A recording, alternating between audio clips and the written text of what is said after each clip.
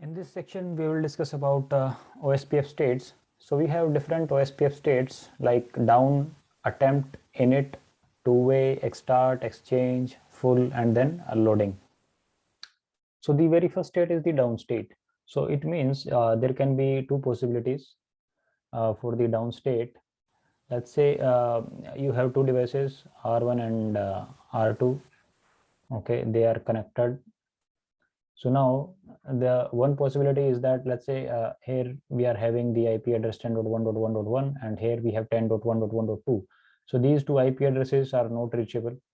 This can be the possibility, right? So in that case, your OSPF state will be down, right? Because your link is up maybe, but you did not, let's say, configure the IP address. Okay, so the router is not able to discover any hello message or something from any other device, so your state will be in down, right? The other possibility that can be seen for the down state is, let's say your link is down, right?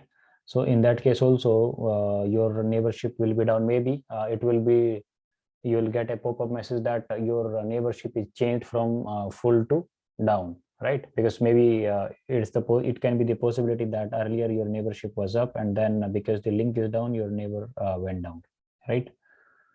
Then we have the attempt state. So this state will be for the non-broadcast network only. Okay, so in that case also you need to statically define your neighbors. Okay, but this is a special state that will be for non-broadcast networks only. So far we did not discuss about what are these different type of networks, but you just need to know about this because normally we don't see this state, but there is one. It's for the non-broadcast network only. So let's say if your link is up and your both IPs are reachable, R1 is able to ping to R2, and you have enabled the OSPF, then your devices are going to exchange the hello messages. In the hello messages, there will be a DR/BDR field because they just initiated the process to discover your neighbor. So there is no DR/BDR as of now. That is why the IP address of the DR and BDR that will be carried out, and that is 0.0.0.0. Same is the case with init state because the attempt is for only for non-broadcast network. For other networks, there will be init state. In the init state, it's also same. The devices are going to exchange the hello messages, and if you're not sure what exactly the content of hello message will be, you can check out my previous video about the OSPF packets. There we discuss the content and all in the detail. So they'll exchange the hello message, and same case here, the DR/BDR will be 0.0.0.0. Now there will be two-way state. In the two-way state, what exactly will happen? Let's say R1 is sending the hello packet to R2, right? Let's say the router ID of R1 is 0.0.1, and the ID or the router ID of R2 is 0.0.0.2. So R1 sends the hello message to R2. Now, when R2 will reply to R, because R2, let's say R2 receives this packet from R1, now there will be a active neighbor field. Okay, and in the active neighbor field, R2 will put the router ID of R1. It will be a kind of acknowledgement for R1 that there is somebody who receives my hello packet. Same thing R1 is going to do while sending the hello message to R2 once it receives the packet from R2. So R1 is also going to put the router ID of R2 into the active neighbor field. Okay, so now this is how the two devices are going to discover each other, right? What other things are going to happen that we will discuss in a separate nuggets, how the DR/BDR election is taking place in OSPF. Okay, So once the devices discovers the neighbors, then they are going to exchange different type of information. For this, we have already covered in our previous nuggets that what about the DVD packets, what is the LSR, what is the LSU, all the OSPF packets we are already discussed. So you just need to know that after two-way there is extart state. In the extart state, there will be master-slave election between the devices. That also we covered in detail. So the DVD packet will be exchanged. In the DVD, there will be the small LSA headers. Then after the devices exchange the DVD packets, then they are going to check their database. And if they see any missing LSA, or maybe they already have that LSA, but that is out of date, then they are going to request for that particular information from the neighbor. So they are going to exchange the link state request packets. Okay. After the exchange state, there is another state which is known as full state. In the full state, once the device is exchanged, or once the devices complete the exchange process of the link state request, then they are going to exchange the link state update, which contains the full details about that particular link state request. And once this process is finished, then it is considered that both your devices R1 and R2, they are now fully adjacent. Okay, so this is a full adjacency. So this is the OSPF state. So there are different state: down, attempt, init, two-way, extart, exchange, full, and then we have loading. Let's see this with a quick debug also. Okay. For example, I'm on R2. If I do a show IP OSPF neighbor, then they are already, we can see that R2 is having neighborship with R1. This is the router ID of R1, the neighbor ID. What's the priority of the neighbor, right? I mean, this is the neighbor ID. This is the priority, which is, if you see, we have the fast Ethernet, and by default, the priority is 1. What is the state of my neighbor? That is, my neighbor is the DR. This is the dead interval, and we have the IP address. Also, we can see one more command. If I do a show IP OSPF interface, and the interface ID on which I have applied the OSPF, we can see here we have a few things. Let me grab the pen. So we can see here that hello interval, it's of 10 seconds. The dead interval is 10 seconds. Also, we have the wait interval, which is 40 seconds. And the wait interval is all about the DR-BDR that we will discuss when we cover the DR-BDR election. Also, if you see my previous nugget, in that I have discussed about the retransmit timer. Let's say if a router sends an update or the link state update, and we discussed that the link state updates, it's a reliable communication. If I send the link state update to someone, I'm expecting that the other device to which I have sent the update, he received it, right? So on the return, I need an acknowledgement. So the other device needs to send me the LSAC, right? If I did not receive the link state acknowledgement from the device, then I will send the update again. So the retransmit timer is 5 seconds. So I'll wait for 5 seconds. If I did not get any acknowledgement, the link state update will be retransmitted. Okay.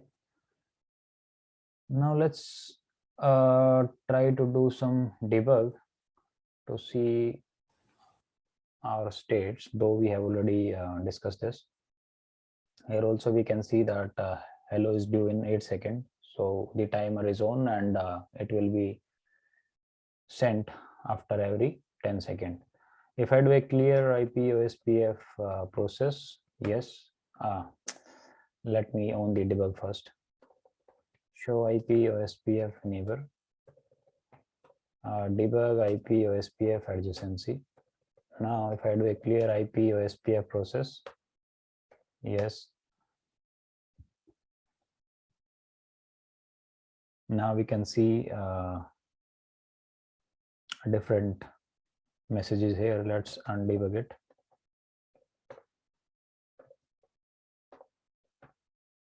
Let's go up a bit.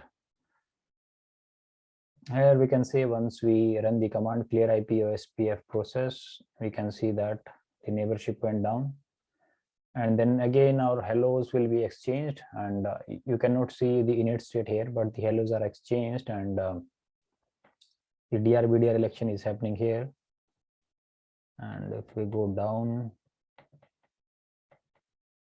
now you can see the two-way state. So the two-way communication is happening to 0.0.0.1. This is the active neighbor field that we discussed, that the device is going to put the router ID of the other device that it received the message from.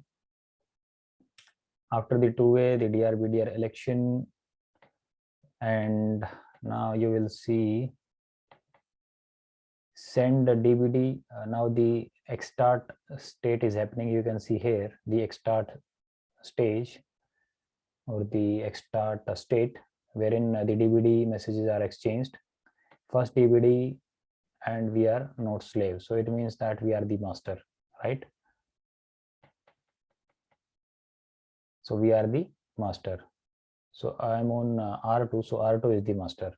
So the master slave election is happened, and now the DBD messages are exchanged. And in the DBD, you can see here one more thing that we discussed in our previous sections. MTU value is exchanged, because in our section where we discuss about the DBD, we also discussed this part that the MTU is a part of DBD message, and if there is a mismatch in the MTU, then our neighborship will stuck into the xstart state, right? Then we have the exchange. Exchange is done with 0.0.0.1, right? So now they are exchanging the link state request, and now they are synchronizing, and you can see here the link state request here, and also the link state update messages they are exchanging. And now they are loading all of the information into their database, and here you can see that neighborship is changing from loading to full. Now it means that they are fully adjacent. Okay, we can also do a capture to see the active neighbor state. Let's say phase 0 by 1 by 0, and let's say no IP OSPF 1 area 0. Okay, let's capture this.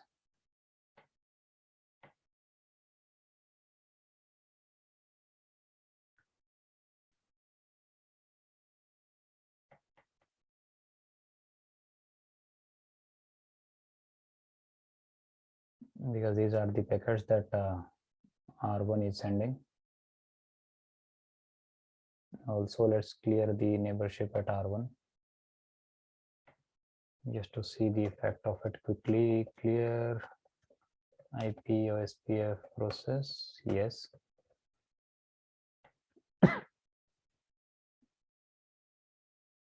So now we will not be having any neighborship. You can see the neighborship is down. Now let's go back to R2 and enable the OSPF again. IP OSPF 1 area 0. Let's go back to our capture.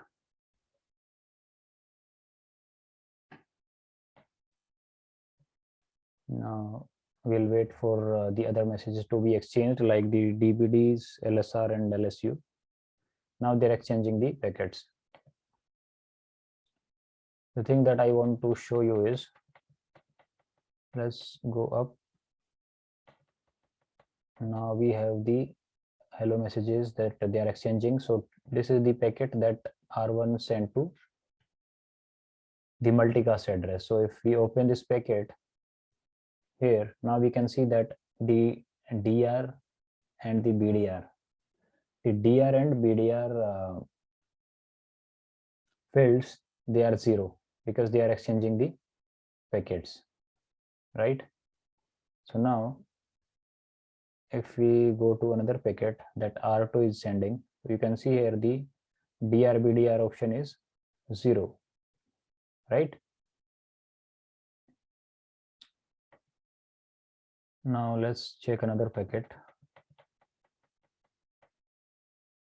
So these all are the packets that they exchanged, right?